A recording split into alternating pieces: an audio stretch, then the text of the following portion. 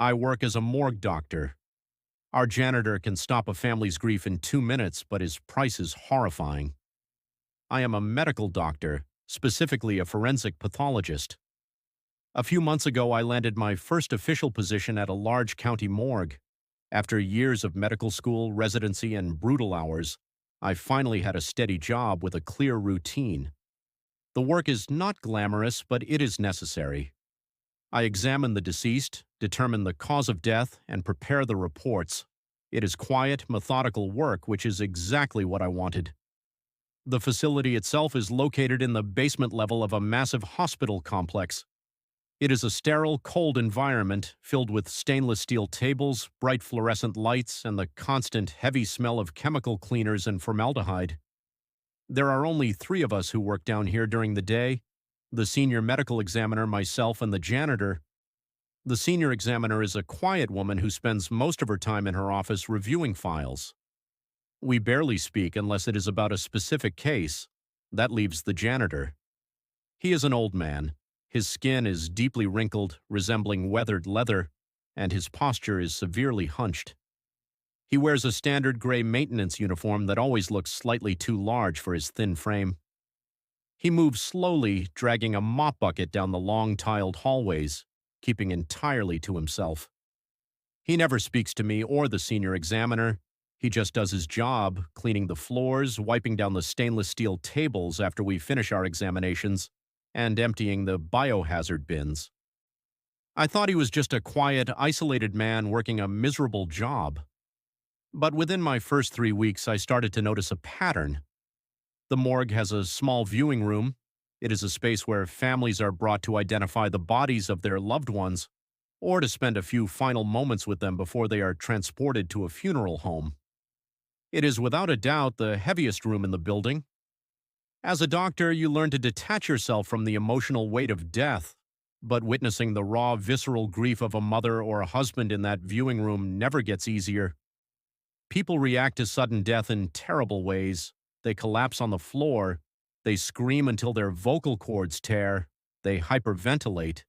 They beg the doctors to tell them there has been a mistake. It is loud, chaotic, and deeply tragic. But I noticed something impossible happening whenever the old janitor was working near the viewing room.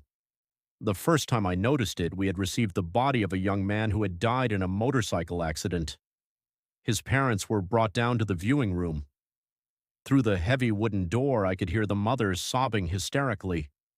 Her wails were echoing down the tiled hallway. It was the sound of a person breaking apart completely. I was standing near the reception desk, filling out paperwork, feeling that familiar knot of heavy pity in my stomach. The old janitor walked down the hallway, dragging his mop bucket. He stopped outside the viewing room door. He left his mop leaning against the wall and slowly pushed the door open. He stepped inside. I assumed he was just going in to empty the trash or clean a spill, completely oblivious to the grieving parents. I considered going in to pull him out and tell him to give the family some privacy, but less than 30 seconds after he entered the room, the screaming stopped. It did not taper off into quiet crying. It stopped entirely, as if a switch had been flipped.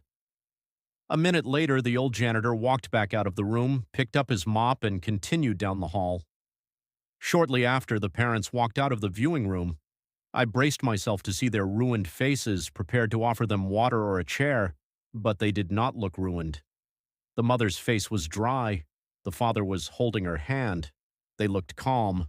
They looked incredibly, deeply peaceful. It was a genuine, relaxed relief.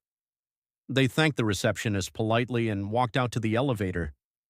I stood there, completely confused. You do not recover from the sudden death of your child in 2 minutes. Over the next month, I watched this exact scenario play out dozens of times. A grieving family would arrive, broken and screaming. The janitor would slip into the room. A few moments later, he would leave, and the family would emerge in a state of profound, unnatural peace. I never heard what he said to them. I tried to stand near the door once, straining to listen, but all I could hear was a low, rhythmic whispering. It sounded like he was speaking a language I did not understand, the syllables thick and harsh. Whatever he was doing, it was erasing their grief completely. I asked the senior examiner about it one afternoon. I asked her if she had ever noticed how the janitor interacts with the families.